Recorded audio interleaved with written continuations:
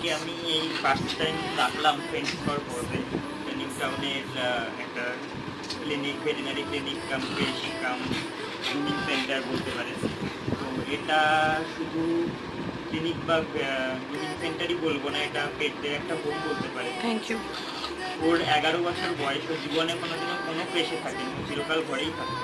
First time কাজে গেছিলাম বলে ওকে এখানে রাখলাম, কিন্তু কোনোদিনও মানে এখানে থেকে আমি যা ওর ফিডব্যাক পেয়েছি বা ওকে যেভাবে রাখা হয়েছে, প্রত্যেক দিনের প্রত্যেকটা মুহূর্তের ভিডিও পাঠানো হয়েছে যেটা আমি দেখেছি, এবং প্রতি মুহূর্তে আপডেট পেয়েছি খাচ্ছে কি না খাচ্ছে সব কিছু, মানে কখনো এটা মনেই হয়নি মিকি আমার থেকে দূরে রয়েছে। নিজে এতটা দূরে চলে গেছিলাম, স্টিল মিকিকে এখানে রেখে গেছি আমার কাছে নেই, সেটা আমার কখনো মনে হয়নি। আমার মনে হয়েছে মিকি সবসময় আমার কাছে, এটা আমার সব থেকে বড়।